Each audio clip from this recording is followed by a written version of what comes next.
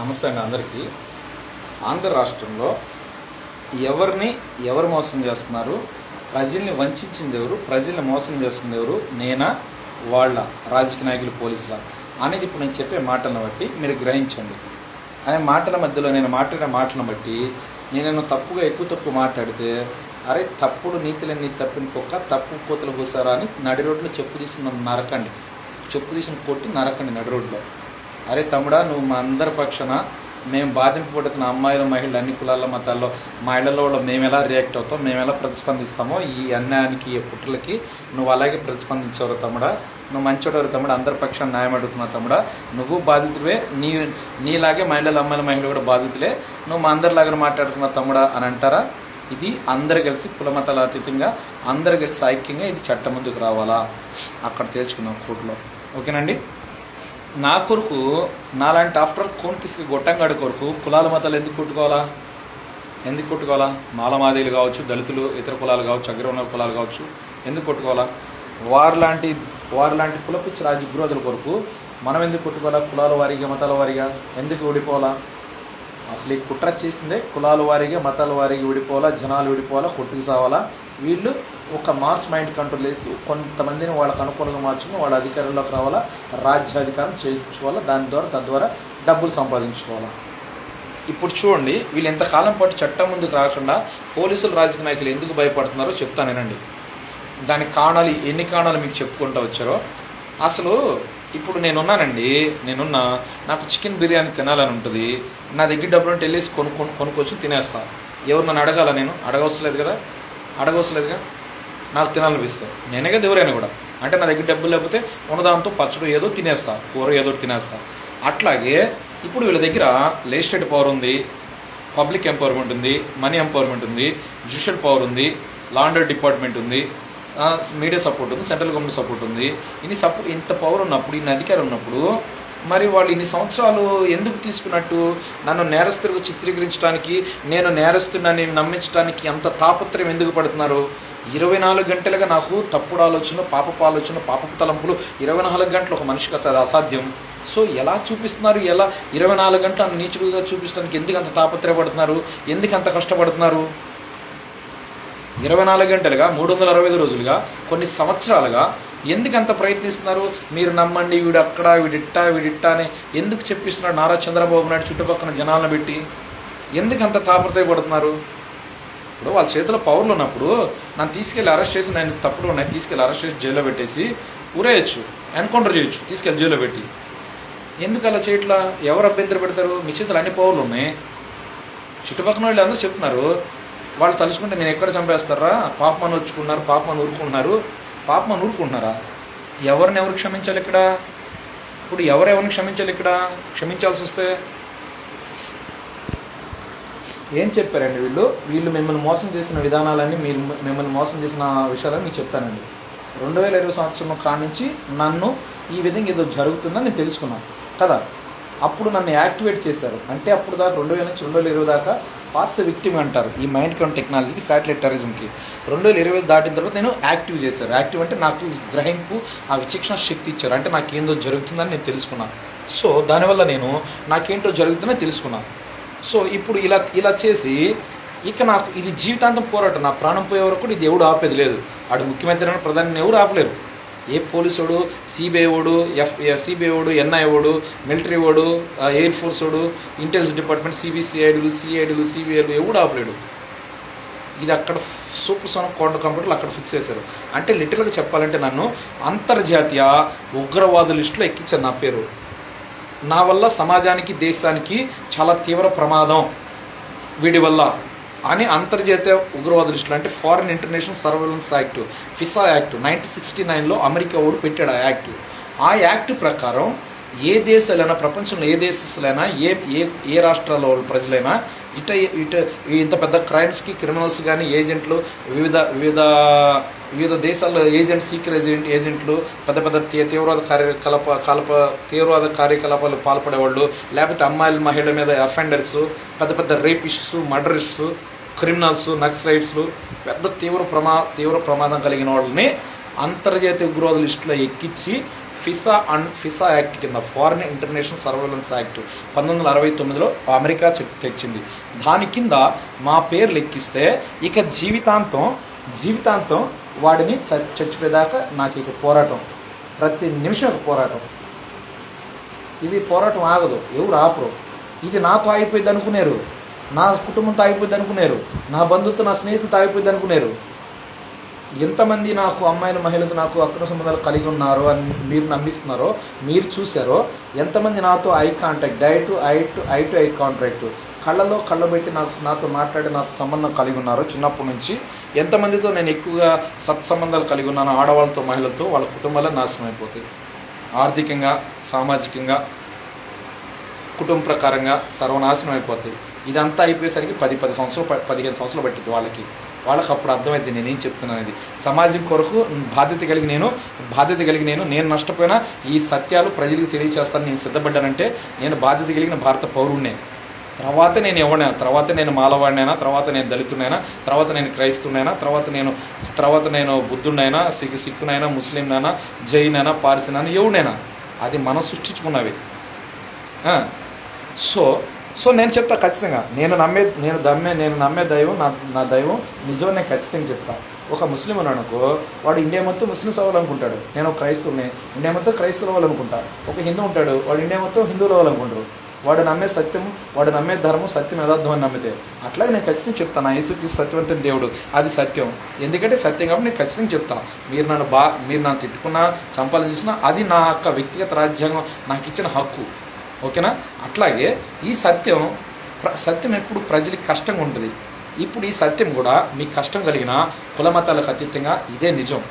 ఈ రాజకీయ నాయకులు, కొంతమంది స్వార్థ పోలీసులు, అవినీతి పోలీసులు ఇటువంటి కుట్రలు చేసి, రాజకీయ విరోధ కుట్రలు చేసి, నాలాంటి ఒక నిస్సహాయ కుటుంబాన్ని ఎంచుకుని 2000 సంవత్సరం నుంచి బాగా చెప్తానండి, ఒక దీర్ఘకాలిక వ్యాధులగ్రస్తులు ఉన్న కుటుంబాన్ని ఎంచుకుని, అంటే ఇటువంటి ప్రాణాంతక వ్యాధులు కలిగిన, లేకపోతే అనారోగ్య కారణ దీర్ఘకాలిక ప్రాణాంతక వ్యాధులు కాకపోయినా దీర్ఘకాలిక వ్యాధులు, జన్యుపరంగా అంటే తరతరాలు వచ్చే వ్యాధులు, సంక్రాంత వ్యాధులు ఉన్న కుటుంబాలను ఎంచుకుని వాళ్ళ మీద ప్రయోగం చేసి, వాళ్ళకి ఏందనేది వాళ్ళకి తెలియనీయకుండా వాళ్ళ కుటుంబం మీద ప్రయోగం చేసి వాళ్ళని రకరకాలుగా చెడ్డగా చిత్రీకరించి, బాగా గమనించండి, చిత్రీకరించి వాళ్ళ కుటుంబ సభ్యుల రహస్యాలను నేను దగ్గర పెట్టుకుని ముందు తరం మీదకి, అంటే 3 తరాలు, ముందు తరముడి మీదకి, 2వ తరం మధ్య తరముడికి కోపం నడిపించేస్తున్నారు, 2వ తరముడికి 3వ తరముడికి కోపం నడిపించేస్తున్నారు. కారణం వాళ్ళందరూ రహస్యాలు వాళ్ళ దగ్గర పెట్టినారు.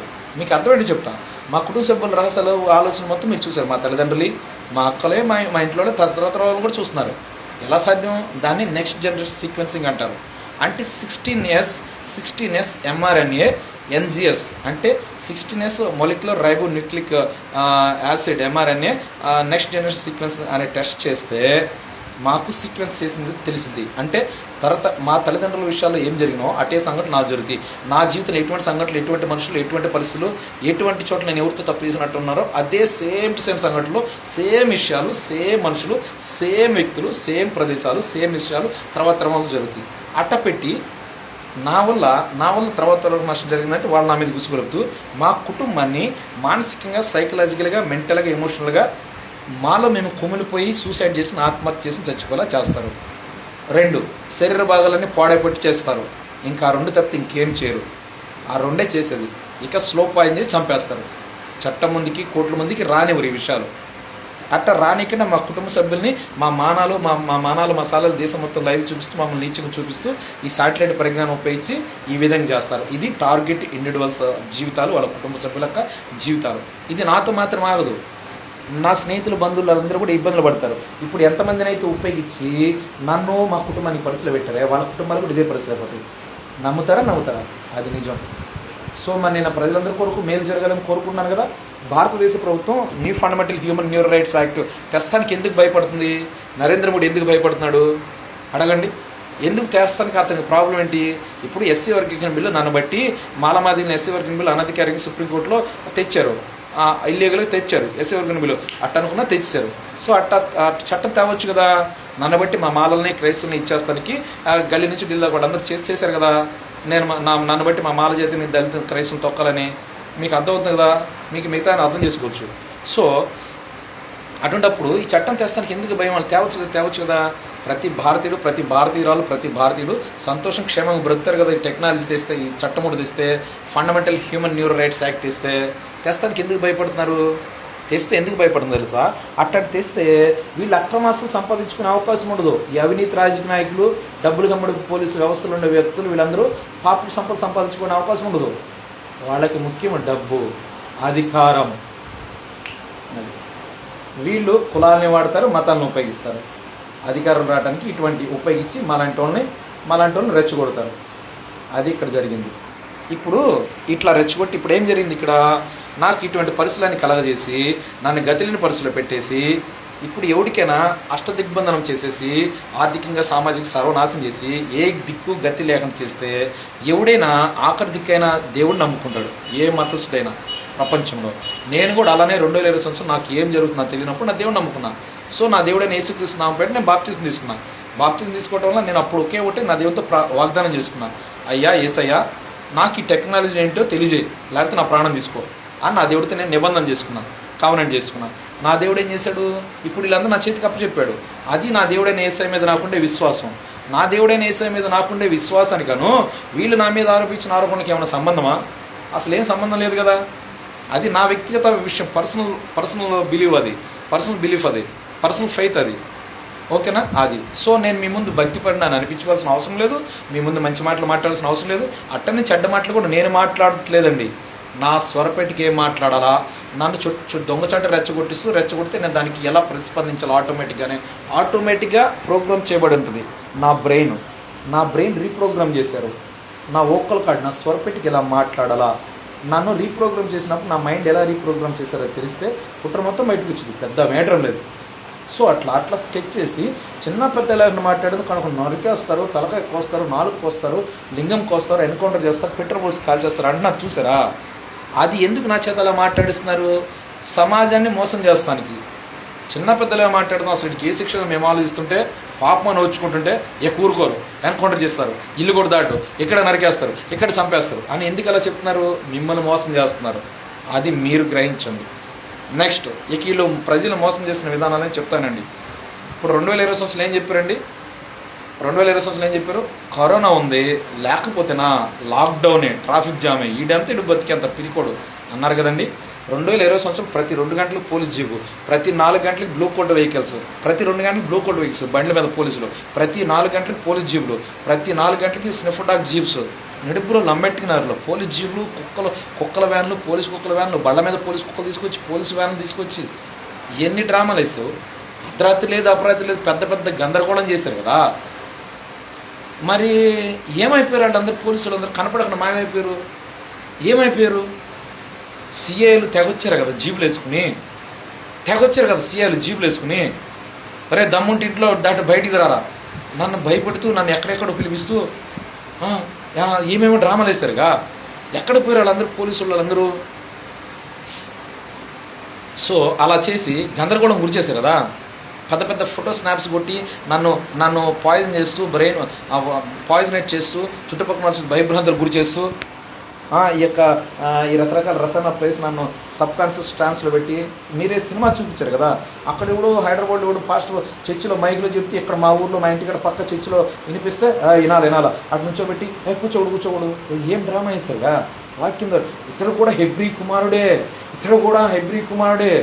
ఏం ట్రాప్ చేశారు, భలే చేశారుగా. రిలీజియస్ ట్రాకింగ్ అంటారు. అట్ట ఇవన్నీ చేశారు కదా. బాప్తిని తీసుకున్నాడు, అందుకే ఇటు బాప్తిని తీసుకున్నాడు అంటే ప్రజలు మోసం చేస్తూ వచ్చారు కదా. సో కరోనా అయిపోయింది, నా దేవుడి దయ వల్ల కరోనా అయిపోయింది, ఓకేనా. తర్వాత వీళ్ళ అమ్మ నాన్న ముసలోళ్ళు లేకపోతేనా, వీళ్ళ అమ్మ నాన్న అనాథలైపోతారు లేకపోతేనా అన్నారు. బాగా గమనించండి. మిమ్మల్ని వాళ్ళు మోసం ఎట్ట చేస్తున్నా చెప్తున్నా. వీళ్ళ అమ్మ నాన్న ముసలోళ్ళు లేకపోతేనా చంపేస్తూ ఉన్నారు. మా నాన్న చంపించి దాకా అరెస్ట్ చేశారు. ఇంటి వెనకాల చుట్టుపక్కల వాళ్ళు ఆడవాళ్ళు, తెలుగుదేశం వాళ్ళు, అరే మీ అమ్మ లంజ రకం చెట్టు పుట్టావు, నీకు పుట్టుకతో ఎయిడ్స్ వచ్చిందని మమ్మల్ని మానసికంగా బహిరంగంగా అంటరంతన వివక్ష కులపక్షపాతం చూపించి మమ్మల్ని టార్చర్ చేశారు. అయిపోయింది. సరే వీళ్ళ అమ్మ ఉంది, వాళ్ళ అమ్మ అయిపోగా నేను చంపేస్తాను. వీళ్ళ అమ్మ బతుకున్నంత వరకు ఇప్పుడేమో మా అమ్మ మీద పట్టించారు. వీళ్ళ అమ్మ ఉంది, అమ్మ లేకపోతేనా ఈ వాటికి ఇప్పుడు చంపేసేవాళ్ళం, ఇప్పుడు దాకా ఎంతసేపా అని మిమ్మల్ని మోసం చేస్తున్నారు. అవునా కదా? ఇప్పుడు మా అమ్మ కొరకు వెయిటింగ్ కదా.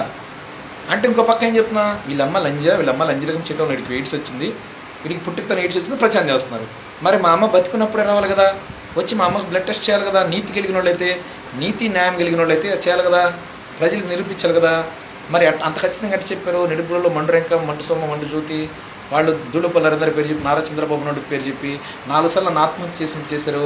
ఆయన ప్రజలు మోసం చేసిన కుట్రలే కదా. అప్పుడు నాకు ఆత్మహత్య చేశారు, 4 సార్లు ఆత్మహత్య ప్రయత్నం చేస్తున్నా.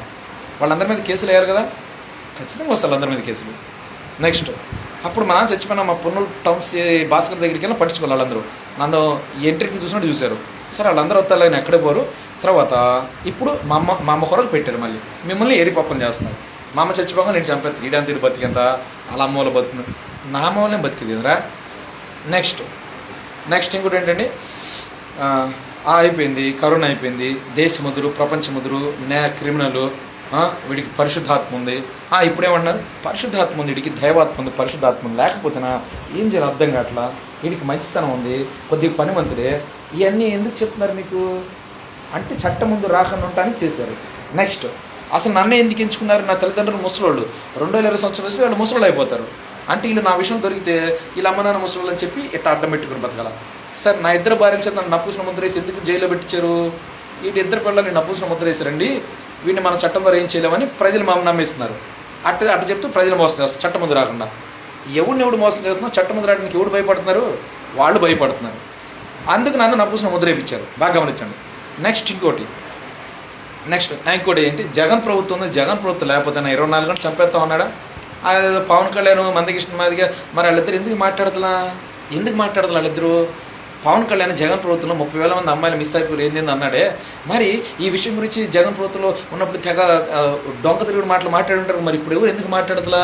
నిజంగా అమ్మాయిల పట్ల బాధ్యత కలిగినట్టయితే ఆడవాళ్ళకి ఇంత కష్టం అవమానం జరుగుతుంది, మరి ఈ విషయాలు ఎందుకు చట్టం తీసుకురాకపోతున్నాడు, అడగొచ్చు కదా. మందకృష్ణ మాదికి ఎందుకు మాట్లాడుతున్నా, పవన్ కళ్యాణ్ ఎందుకు మాట్లాడుతున్న వాళ్ళు. అరే వాళ్ళు మాదిగోళ్ళు వాళ్ళు అటు చంపుతారంటే అని 24 గంటలు మాదిగోళ్ళ పేర్లు చెప్తూ, వాళ్ళ కులం పేరు చెప్తూ, వాళ్ళ అమ్మాయిల పేరు చెప్తూ, మా మాల జాతులు చంద్రబాబు నాయుడు దూళపల్లందరూ మోపు వెంకటరమణ పేరు చెప్పి, అనగాని సత్యప్రసాద్ పేరు చెప్పి, చుట్టుపక్కల వాళ్ళందరూ వాళ్ళు చెప్పి మాదిగోళ్ళు అటు చంపుతారంట, వాళ్ళు మాదిగలు, వాళ్ళు నాయుడు, వాళ్ళ కమ్మలు ఇట్లా బెదిరిస్తున్నారే. ఎందుకు చెప్పిస్తున్నారు 24 గంటలు. అసలు 24 గంటలు నా చేత జగన్ పేరు, జగన్ భజన, చంద్రబాబు భజన, నారా చంద్రబాబు నాయుడు భజన, దూళపల్లి నరేంద్ర భజన, మోపిది వెంకటరమణ భజన, అనగా సత్యప్రసాద్ భజన, మీ పేర్లు నా చేత ఎందుకు భజన చేయించుకున్నారు. ఇదే రాజకీయ ఉగ్రవాద కుట్ర. వాళ్ళ పేర్లు చెప్పి నన్ను ఎందుకు బెదిరిస్తున్నారు, ఇదే రాజకీయ ఉగ్రవాద కుట్ర. నెక్స్ట్ ఇంకోటి ఎవరు మోసం చేస్తారో తెలుసుకోండి. మీరు తెలుసుకోండి ఎందుకు చట్టం ముందు రావడానికి భయపడుతున్నారు, ఎవరో తెలుసుకోండి. అయితే జగన్ ప్రభుత్వం అయిపోగానే 24 గంటలు లేపేస్తూ ఉన్నారు. అయిపోయిందా. మా నాన్న మే 30 తారీఖు చచ్చిపోయి చేశారు. జూన్ 12 మా నాన్న దినం. ఆ దినంలో చంద్రబాబు నాయుడు ముఖ్యమంత్రి ప్రమాణ స్వీకారం చేస్తాడు. నేను మా నిడుపుల సమాధిలోకి వెళ్తే మా నాన్నకి దండేసి క్యాండిల్స్ పడదాని సమాధి కాడికి నారా చంద్రబాబు నాయుడు అని నేను అనే పేరుతో అక్కడ కల్పనలు ఇక్కడ కమ్మలు పెద్ద మైకులు భాగాలు పెట్టి నాకు వినపడలు చేసి చుట్టుపక్కల వాళ్ళందరూ వాళ్ళు కమ్మలు నాలని అయిపోయాక నీ బతికి అయిపోయింది, రేపు అయిపోతే తెల్లబడిపోతావు. అసలు ఆ ప్రాణాన్ని అదరగొట్టేశారుగా చంద్రబాబు ప్రభుత్వం వచ్చినాక. మరి సంవత్సరం దాటిపోయింది కదా. చంద్రబాబు నాయుడు అధర్మంగా ఈవీఎంలో ట్యాంపరింగ్ చేసి అధికారానికి వచ్చేసి నన్ను ఉపయోగించుకుని నా ద్వారా అతను భజన చేసుకుని నా ద్వారా అతనికి అనుకూలమైన ప్రచారం నా ద్వారా చేసుకుని నన్ను తిట్టించుకుంటూ చిన్న పెద్దలను మాట్లాడుతున్నా అంటే ఫాల్స్ రివర్స్ క్యాంపెయిన్ చేసి నన్ను ఉపయోగించుకుని అతను అధికారంలోకి వచ్చాడు కదా నరేంద్ర మోడీతో కలిసి. ఈ పవన్ కళ్యాణ్ మందకృష్ణ మీదను ఉపయోగించి వర్గీకరణ అది బిల్లు అని తెచ్చి మొత్తం ఎంత స్కెచ్ చేసి ఇతను తప్పించుకోవడానికి చట్టం నుంచి తప్పించుకోవడానికి అధికారంలో వచ్చాడు కదా.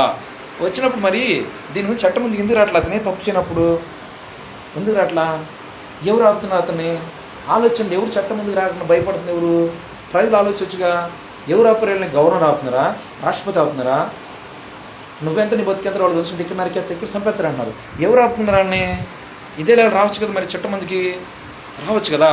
పెద్ద గొడవలు నరికెత్తారు కోసేస్తారు. 2020 వచ్చిన ఏం చెప్పారు, కమ్మోడల్లో లక్షలు కాల్ చేశారంట, అన్ని లక్షలు అంటే 2 లక్షలు అన్నారే. మరి ఇప్పుడు మీ ఇళ్ళలో ఎవరు దొంగతనం చేసి లక్షలు ఊరుకుంటారా, కేసు వేస్తారుగా. పోనీ నా మీద కేసు వేస్తే కేసు చూపించమనొచ్చుగా ప్రజలు వెళ్ళి పోలీసులు. అంటే నీ ఇష్టం వచ్చినట్టు ఆరోపణలు చేసి నన్ను నేరస్తులు చిత్రీకరిస్తూ ప్రజల్లో నా మీద అనుమానాలు పుట్టించి నన్ను నా కుటుంబాన్ని ఇంత అవమానం పరుస్తూ ఇంత అన్యాయం చేసి చట్టం ముందుకు రానికుండా తప్పించుకుంటుంది ఎవరు, మీరు. మరి ఇప్పుడు నా మీద ఆరోపించి నిరూపించాలి కదా. నిరూపించాలి కదా, నిరూపించాలి. నా మీద ఆరోపించిన ఆరోపణలు నిరూపించాలి కదా. దేశం మొత్తం లైవ్ ఇచ్చి ఇదే లైవ్లో అవమానిపించినప్పుడు మరి ఇదే లైవ్లో నిరూపించిన భయం ఏంది వాళ్ళకి అని నేను అడుగుతున్నా. నన్ను బట్టి మతాల వారిగా కులాల వారిగా జనాన్ని రెచ్చగొడుతూ నన్ను ఉపయోగించి మీరు రాజకీయాలు చేసుకుంటున్నారు. నాకేమో జీవితాంతం పోరాటం పెట్టి నాకు నా కుటుంబానికి గడుపుతున్నట్టు చేస్తానని చెప్పి బెదిరిస్తూ, అంటే నాకు ఆత్మగౌరవం ముఖ్యం, ప్రాణం ముఖ్యం అంటే ఆత్మగౌరవం ముఖ్యమంట. ఎవరు ఆపుతున్నారు వాళ్ళని చట్టం ముందు రాకుండా? ఏమన్నా ప్రజలు అడగొచ్చు కదండి వాళ్ళని. ఏ కులస్తులైనా ఏ మతస్థులైనా నాయకులు ఉంటారు కదా, నాయకులు పక్కన ఒక 20 మంది అంటే నాయకుడు, ఒక సోషల్ మీడియాలో ఒక నాయకుడు అడగొచ్చు కదా మరి. నాయకులు ఏ కులస్తులైనా మరి సోషల్ మీడియాలో నాయకులు, ఫోటోలు, వీడియోలు, అబ్బా మరి ఎందుకు అడగరు? అడగొచ్చుగా. చంద్రబాబు, జగన్, నరేంద్ర అందరూ కట్టుకొచ్చి నాకు ఇబ్బందిలే, పోలీసులు కట్టుకొచ్చి నాకు ఇబ్బందిలే. నేను బాధ్యుని కాదు. ఎవరికి భయపడాల్సిన పని నాకు లేదు. ఒకరికి క్షమాపణ అడగాల్సిన అవసరం నాకు లేదు. ఒకరికి క్షమించే అర్హత నాకు లేదు. అది నేను బాధితుని.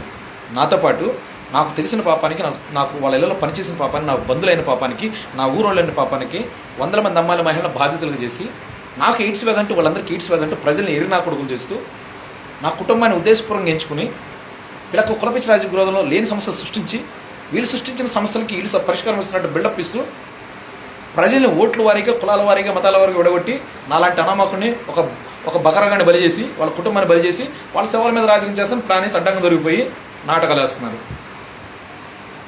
నేను చేసిన తప్పండి. పోలీసులు ప్రత్యేకంగా పాల్గొన్నారు దీనిలో. ప్రతి చోట పోలీసులు ఉన్నారు. మొత్తం పాత వీడియోలోనే చూడండి. ఇప్పుడు ఎవరు ఆపుతున్నారు అని అడగండి. ఇంకో మాట ఏం చెప్తున్నారు?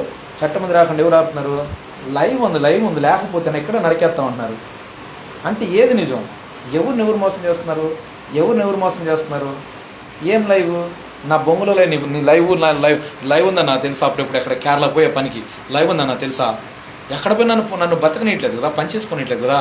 ఇప్పుడు నాకు ఎక్కడ నా పొట్ట కొట్టావు, నా బతుకు కొట్టావు, నా జీవితం కొట్టావు, నిలువు నీడ లేకుండా చేసావు, సామాజికంగా ఆర్థికంగా కుటుంబ ప్రకారం వృత్తి ప్రకారం సర్వనాశనం చేసావు.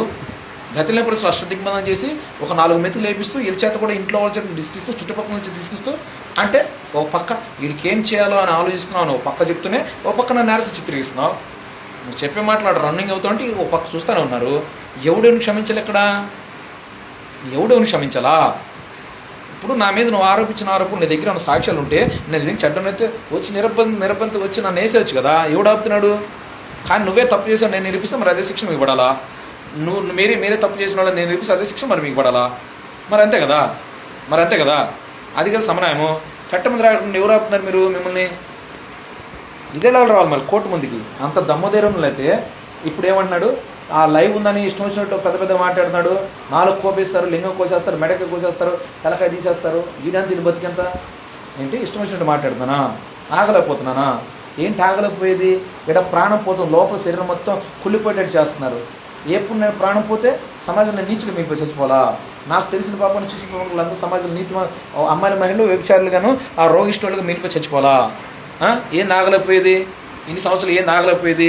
అదే ఒక కమ్మడినో రెడ్డోనో బ్రాహ్మణం చేసి దమ్ముందా? ఆ విధంగా ఆలోచిస్తారా అసలు ఈ దేశంలో? ఎవరన్నా ఆలోచిస్తారా?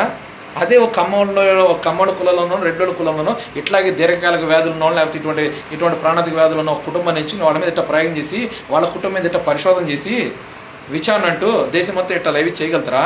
ఇన్ని సంవత్సరాల పాటు చేయగలుగుతారా? ఎవడిచ్చాడు మన అసలు ఈ దేశం దీనికి అనుమతి? మరి ఇది నేరమే కదా, మరి ఇది నేరమే కదా. అందుకని కాలు చేతులు పడేస్తా. ఎంట్రీగా ఊడినా కూడా తేడా వచ్చేసింది. ఆంధ్రప్రదేశ్లో, భారతదేశంలో వాళ్ళ ముఖ్య లక్ష్యం మా మాల జాతిని రాజకీయంగా, సామాజికంగా, ఆర్థికంగా నాశనం చేయటం. కబడ్దార్. కారణం మా ఊర్లో ఒక ఆయన ఉన్నారు, మా దళిత నాయకులు. ఆయన ఎస్సీ స్టేట్ ట్రస్ట్ అయితే ఇచ్చారు. ఆయన మా ఊర్లో ఆయన ముఖ్యుడు. దాంట్లో అప్పట్లో మాలమాదలు కలిసి ఉండేవాడు. అప్పుడు 2 చూసిన మా ఊళ్ళో కమ్మలు కొట్టారని అక్కడి నుంచి నన్ను ఎంటాడుతూ వచ్చారు. ఇదేంటి వాళ్ళు చేసిన కుట్ర. ఇప్పుడు ఎవరు ఆపుతున్నారు అసలు? నేను చెప్పండి, ఎవరు ఆపుతున్నారు? పోలీసులు చెప్పిన ఎవరు పట్టించుకోవాలి? 26 జిల్లా కలెక్టర్, 26 జిల్లా ఎస్పీలు చెప్పి పట్టించుకోవాలా? అన్ని రాజకీయ పార్టీలు చెప్పి పట్టించుకోవాలా?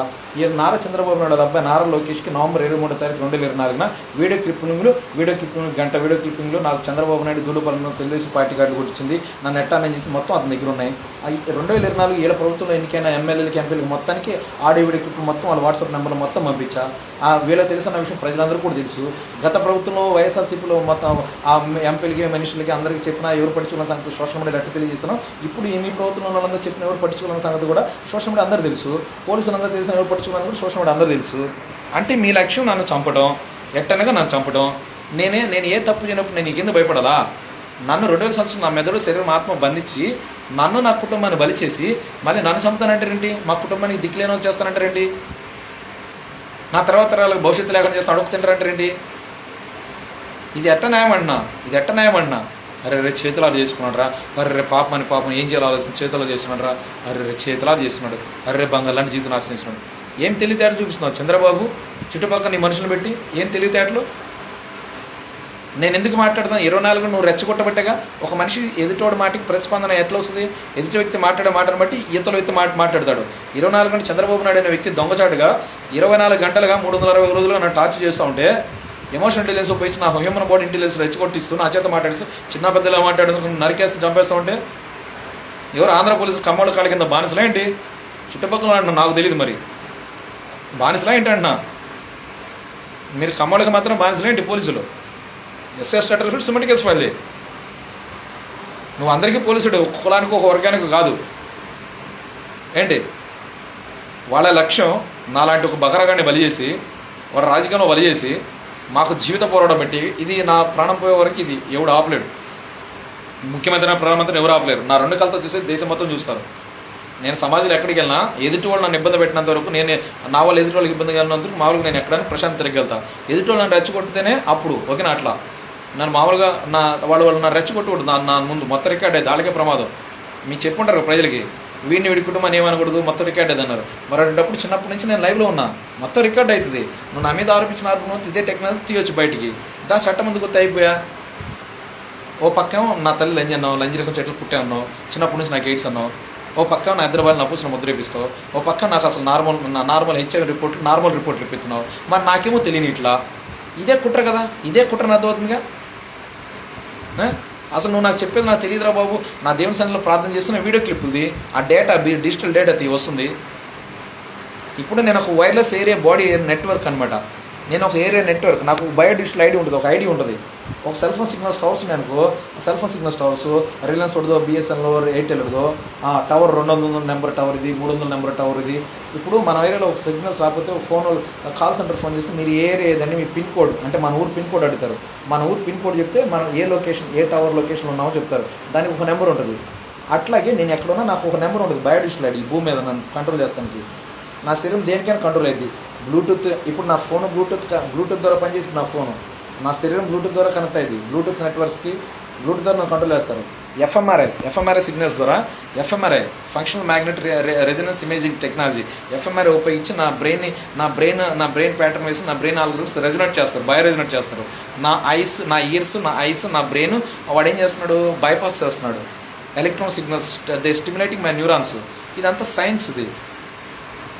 ఇదంతా సైన్స్ అగ్మెంటేషన్ చేస్తూ వినపడే మాట, auditory hallucination, visual manipulation, thoughts manipulation, emotion cloning, thoughts cloning, emotion cloning easy clone చేసి నన్ను 24 గంటలు నాకు పాపాలు చూపిస్తున్నారు. ఎఫ్ఎంఆర్ఐ సిగ్నల్స్ పంపిస్తారు. ఇప్పుడు మనం సిటీ స్కాన్ ఎంఆర్ఐ స్కాన్ చేసినాం అనుకో, FMRI function magnet imaging resonance signals దాని ద్వారా వాడు ఇమేజింగ్ కొడతాడు, ఇమేజింగ్ తీస్తాడు. ఆ imaging Mudra x ray Mudra brain అది చూస్తారు చూడు, సిటీ స్కాన్ బ్రెయిన్ ఎఫ్ఎంఆర్ఐ అది చూస్తారు. అట్లా నా 2D బ్రెయిన్ 2D ఇమేజ్ తీసుకుంటాడు. నా బ్రెయిన్ 2D ప్రింట్స్ తీసుకుంటాడు, శాటిలైట్ తీసుకున్నాడు. ఎఫ్ఎంఆర్ఐ కనెక్ట్ చేస్తాడు. లాంగ్ రేంజ్ ఎకస్టిక్ డివైస్ ఉపయోగించి రేంజ్ ఆఫ్ టెక్నాలజీ ఉపయోగించి జవర్ 1000 పరికరాల ద్వారా వాడేంటి non surgical next generation neural weapon technology ఉపయోగించి 24 గంటలు నన్ను నెరసి చిత్రిస్తున్నాడు. బేరియం ఆక్సైడ్ బ్రెయిన్ ఫాగ్ చేస్తున్నాడు, హార్మోన్ ఇంబ్యాలెన్స్ చేస్తున్నాడు. హార్మోన్ ఇంబ్యాలెన్స్ అంటే ఏంటి? హార్మోన్ల అసమతుల్యత వల్ల ఒక మనిషి ప్రవర్తన మారింది అంటానే మీకు ఉదాహరణ చెప్తా. ఆడవాళ్ళని తప్పు అనుకోవద్దు. ఇప్పుడు ఆడవాళ్ళు సాధారణంగా ఆ నెలలో పీరియడ్స్ టైంలో వాళ్ళు కొంచెం చిరాకు ఉంటారు కదండి, అది హార్మోన్ ఇంబ్యాలెన్స్ వల్ల వాళ్ళు ప్రవర్తిస్తారు. అంటే ఏంటి? ఇక్కడ పీనల్ గ్లాండ్ ఉంటుంది మనిషి మెదడుకి, ఇక్కడ పీనల్ గ్లాండ్, అది ఈ బుర్ర నా మెదడు టవర్ అనమాట, రిసీవర్. ఆ రేడియో సిగ్నల్స్ ఆ హార్మోన్ ఇంబ్యాలెన్స్ చేస్తారు, మెటబాలిజం చేంజ్ చేస్తారు. Barium oxides 20 ethylene gas fog అయినప్పుడు వేస్తారు. బ్రెయిన్ ఫాగ్ మెదడులోకి ఫాగ్ పంపిస్తాడు. మెటబాలిజం చేంజ్ చేస్తారు, హార్మోన్ ఇంబ్యాలెన్స్ చేస్తారు. సాల్ట్ వెపన్స్ కొడతారు, thyroid T3 T4 thyroid hormone change చేస్తారు. హార్మోన్ ఇంబ్యాలెన్స్ అంటే హార్మోన్ అసమతుల్యత చేస్తారు. నా ప్రవర్తన మారిపోయింది. ఇప్పుడు ఆడవాళ్ళు మగవాళ్ళు ప్రవర్తించాలంటే ఆడవాళ్ళు టెస్టోస్టెరాన్ హార్మోన్స్ ఉంటాయి. అట్లా కాకుండా ఆడవాళ్ళు టెస్టోస్టెరాన్ హార్మోన్లో ఎక్కువ ఉన్నాయి అనుకో, వాళ్ళు మగవాళ్ళు ప్రవర్తిస్తారు. మగవాళ్ళలో టెస్టోస్టెరాన్ హార్మోన్స్ ఉంటాయి. అట్లా కాకుండా మగవాళ్ళలో టెస్టోస్టెరాన్ హార్మోన్లు ఎక్కువ ఉంటే వాడు ఆడవాళ్ళగా ప్రవర్తిస్తారు. జస్ట్ హార్మోన్లు మేనేజ్ చేస్తారు. హార్మోన్లో అసమతులు చేసి మనిషితో ఆడుకుంటారు. కంటికి కనపడని, అంటే మనకు తెలియని సాంకేతిక పరిజ్ఞానం, మనకు తెలియని కృత్రిమ శక్తి, రసాయనాలు, కృత్రిమ శక్తి, సాంకేతిక పరిజ్ఞానం ఉపయోగించి నన్ను, నా కుటుంబాన్ని కాదు, భూమంది మంది ఎవరినైనా నేరసం చిత్రీకరించవచ్చు. మీరు ఎందుకు నమ్మరు అది? అంటే నేను పేదవాడిని, నేను దళితుడిని, నేను మాలవాడిని, నేను క్రైస్తుడినా అంటే మీ బుర్రలో కులము మతము అనేది ఉండి వాడు తక్కువ మేము ఎక్కువ అనే భావన ఉన్నంతకాలం ఒక నిజం ఎప్పటికీ బయటికి రాలేదు. మీరు స్వచ్ఛంగా స్వార్థం లేకుండా ఆలోచించినంతకాలం అది ఇది సమాజానికి ప్రమాదం. రాబోయే తరాల భవిష్యత్తులు ఉండవు. నా పరిస్థితి, నా కుటుంబ పరిస్థితి ఎలా ఉందో, నాకు ఇప్పుడు ఎంతమంది చిన్నప్పుడు అన్ని కులాలు అన్ని మతాలు నాశనం అవుతాయి. మరి ఎవడు బాధ్యత వహిస్తాడు? జగనా, చంద్రబాబా, నరేంద్ర మోడీయా? చేతనైతే వాళ్ళని అడగండి, చట్టం తెమ్మనండి. ఇదేళ్ళలో కూటమి దేశం మొత్తం లభిస్తే అసలు దోషులేమో సమాజంలో పెద్ద మనుషులుగా చలమవుతున్నారు. కుట్రలు చేసిన వాళ్ళు సమస్యలు ఇరకిచ్చారు, నన్ను సమస్యలు చిక్కబట్టారు, నన్ను మనకి సమస్యలు ఇరకిచ్చారు. సమస్యలు సృష్టించిన వాళ్ళే పెద్ద మనుషులు చలమవుతున్నారు. సమస్యలు చిక్కబడి సమస్యలో బలైన నేను, నా కుటుంబం దోషులు మిగలాలా? నాతో పాటు అక్రమ సంబంధం సృష్టించిన వాళ్ళని సమాజంలో నీతి లేని వాళ్ళుగా వాళ్ళు ఎట్ట బతుకుతారు? సమాజం తలెత్తుకుని వాళ్ళు ఎక్కడికైనా పోతే ఒక అమ్మాయి మహిళ, ఇదిగో పలానా అమ్మాయి పలానాడు తప్పు చేసింది, పలానా వాడి వల్ల ఈ అమ్మాయికి ఎయిడ్స్ వచ్చింది, పలానా మహిళ పలానాడు తప్పు చేసింది, పలానా వాడి వల్ల ఈ అమ్మాయికి ఎయిడ్స్ వల్ల వచ్చిందంటే జీవితాంతం వాళ్ళు ఎదుర్కోవాలి.